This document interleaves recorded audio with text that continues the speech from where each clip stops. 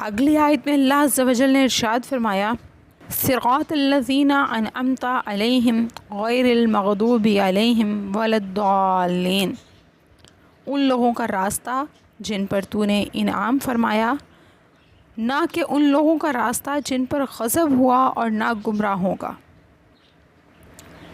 اس آیت میں بندہ اللہ عز و جل سے دعا کرتا ہے کہ یا اللہ مجھے ان لوگوں کا راستہ دکھا جن پر تو نے اپنا انعام فرمایا۔ امام ابن جریر نے اپنی سند کے ساتھ روایت کیا ہے،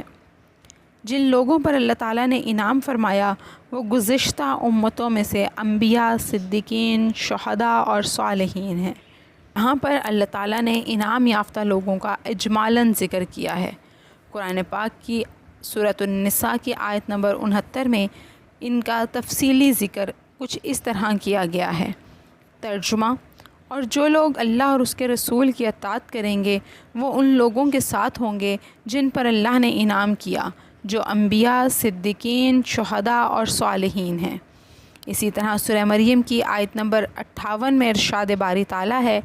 جن لوگوں پر اللہ نے انعام کیا وہ اولاد آدم میں سے انبیاء ہیں، اور ان لوگوں سے جن کو ہم نے نوح کے ساتھ سوار کیا، اور ابراہیم اور یعقوب کی نسل سے، اور ان میں سے جن کو ہم نے ہدایت دی اور ان کو منتخب کر لیا۔ جب ان پر رحمان کی آیتیں پڑھی جاتی ہیں تو وہ سجدہ کرتے ہیں اور روتے ہوئے گر پڑتے ہیں۔ انعام یافتہ لوگوں کے راستوں کا بیان۔ ان انعام یافتہ نفوس قدسیہ کے رستے پر چلنے کا تقاضا یہ ہے کہ بندہ اپنے آپ کو بالکلیہ اطاعت الہی اور اس کی قضا پر راضی ہونے میں جذب کر لے، اور ایسا ہو جائے کہ اگر اس کو یہ حکم دیا جائے کہ وہ اپنے بیٹے کو ذبح کر دے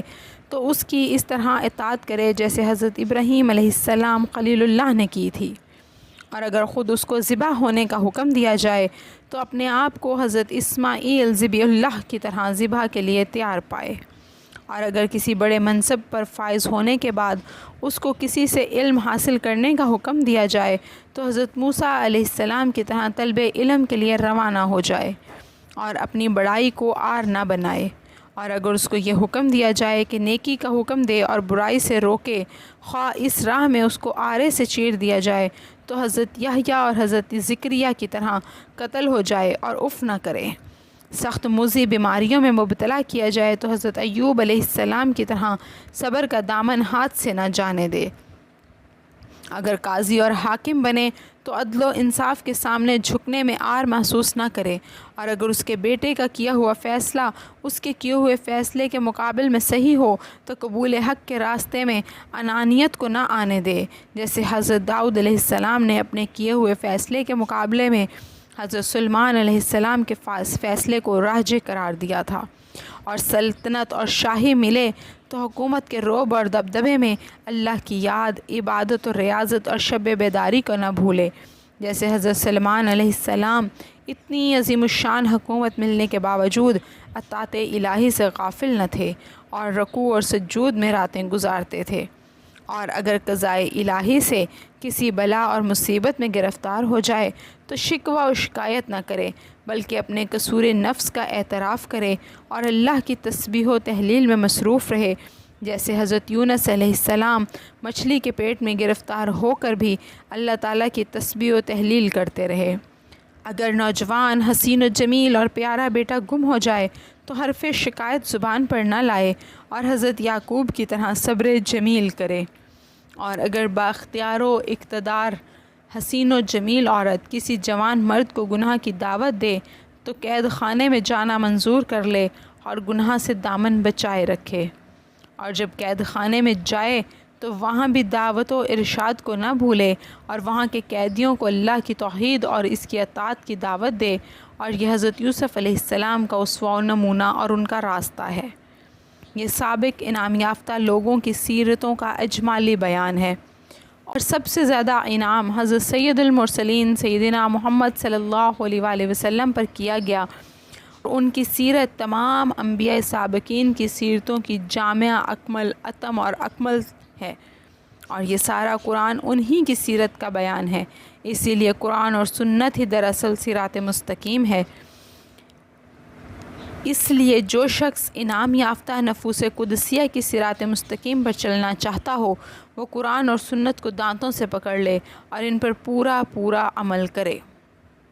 مغضوب کا معنی۔ علامہ راغب اصفہانی لکھتے ہیں غضب کا معنی ہے انتقام کے ارادے سے دل کے خون کا کھولنا اور جوش میں آنا۔ اس لیے نبی کریم صلی اللہ علیہ وسلم نے فرمایا غضب سے بچو کیونکہ یہ ایک انگارہ ہے جو بنو آدم کے دلوں میں دہکتا ہے۔ کیا تم غضبناک شخص کی گردن کی پھولی ہوئی رگوں اور اس کی سرخ آنکھوں کو نہیں دیکھتے؟ اور جب اس لفظ کی نسبت اللہ تعالیٰ کی طرف ہو تو اس سے صرف انتقام مراد ہے۔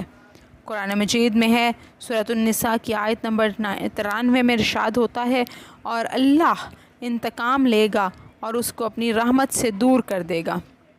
امام ابن جریر نے متعدد اسانید کے ساتھ حضرت عدی بن حاتم، حضرت ابن عباس، حضرت ابن مسعود اور دیگر صحابہ رضی اللہ تعالیٰ عنہم سے روایت کیا ہے کہ المغضوب علیہم سے مراد یہود ہیں۔ ضالین کے معنی۔ علامہ راغب اصفہانی لکھتے ہیں دلال کے معنی ہیں طریق مستقیم سے عدول اور اعراض کرنا۔ اس کی ضد ہدایت ہے۔ صحیح راستے سے ہر انحراف کو ضلال کہتے ہیں، خواہ وہ انحراف عمدن ہو یا سہون، کم ہو یا زیادہ۔ یہاں ضالین سے مراد نصارہ ہیں۔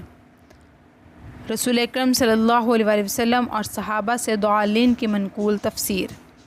امام ابن جریر لکھتے ہیں حضرت ابن مسعود اور کئی اصحاب رضی اللہ عنہم سے مروی ہے کہ رسول اکرم صلی اللہ علیہ وسلم نے فرمایا الضالین سے مراد نصارہ ہیں۔ اگر یہ اعتراض کیا جائے کہ یہود نے بھی تو سیدھے راستے سے انحراف کر کے غیر طریق مستقیم اختیار کر لیا، پھر کیا وجہ ہے کہ ان کو مغضوب کی صفت کے ساتھ مخصوص کیا اور نصارہ کو ضالین کی صفت کے ساتھ؟ تو اس کا جواب یہ ہے کہ یہ دونوں ہی ضالین ہیں، لیکن نصارہ نبی کی محبت میں گمراہ ہوئے اور نبی کو خدا کا بیٹا کہا، اور یہود نبی سے بغض میں گمراہ ہوئے کیونکہ انہوں نے کئی انبیاء کو قتل کر ڈالا۔ اس لیے یہود پر اللہ تعالیٰ کا غضب زیادہ ہے، اس لیے ان کو مغضوب فرمایا۔ آمین۔ آمین کا معنی۔ علامہ ابن منظور افریقی لکھتے ہیں یہ وہ کلمہ ہے جو دعا کے بعد کہا جاتا ہے۔ یہ اسم اور فعل سے مرکب ہے اور اس کا معنی ہے اللہم استجب لی، اے اللہ میری دعا کو قبول فرما۔ اور اس کی دلیل یہ ہے کہ حضرت موسیٰ علیہ السلام نے فرعون اور اس کے حامیوں کے لیے دعائے ضرر فرمائی، جسے قرآن پاک میں سورہ یونس کی آیت نمبر 88 میں اس طرح بیان کیا گیا، اے ہمارے رب ان کے اموال کو تباہ و برباد کر دے اور ان کے دلوں کو سخت کر دے۔ جب حضرت موسیٰ علیہ السلام نے یہ دعا کی تو حضرت ہارون علیہ السلام نے کہا آمین۔ آمین کہنے کی فضیلت میں احادیث۔ امام بخاری روایت کرتے ہیں حضرت ابو ہریرہ رضی اللہ تعالیٰ عنہ بیان کرتے ہیں کہ رسول اکرم صلی اللہ علیہ وسلم نے فرمایا جب تم میں سے کوئی شخص آمین کہتا ہے تو آسمان میں فرشتے بھی آمین کہتے ہیں، پس جب ایک فریق کی آمین دوسرے کے موافق ہو جائے تو اس کے پچھلے گناہ معاف کر دیے جاتے ہیں۔ اس حدیث کو امام مسلم، امام ابو داؤد، امام نسائی، امام مالک، امام احمد نے بھی روایت کیا ہے۔ امام ابن ماجہ روایت کرتے ہیں حضرت ابو درداء رضی اللہ تعالیٰ عنہ بیان کرتے ہیں کہ رسول اکرم صلی اللہ علیہ وسلم نے فرمایا جب کوئی شخص اپنے مسلمان بھائی کے لیے پسے پشت دعا کرتا ہے تو وہ قبول ہوتی ہے۔ جب بھی وہ اپنے بھائی کے لیے خیر کی دعا کرتا ہے تو اس کے پاس کھڑا ہوا ایک فرشتہ آمین کہتا ہے اور وہ فرشتہ اس کے لیے بھی وہی دعا کرتا ہے۔ اسی طرح امام ابن ماجہ روایت کرتے ہیں حضرت ابن عباس رضی اللہ عنہم بیان کرتے ہیں کہ رسول اکرم صلی اللہ علیہ وسلم نے فرمایا یہود تم سے کسی چیز پر اتنا حسد نہیں کرتے جتنا وہ تم سے آمین پر حسد کرتے ہیں، سو تم بکثرت آمین کہا کرو۔ یہاں سورہ فاتحہ کی تفسیر مکمل ہوئی، جسے میں نے تفسیر تبیان القرآن سے دیکھ کر اپنے مختصر انداز میں بیان کیا ہے۔ الہ العالمین جس طرح مجھے یہ تفسیر ترجمہ مکمل کرنے کی توفیق، ہدایت اور سعادت عطا کی، اسی طرح باقی تفسیر کو پڑھنے کی، سمجھنے کی اور اس پر عمل کرنے کی توفیق اور ہدایت سے سرفراز فرما،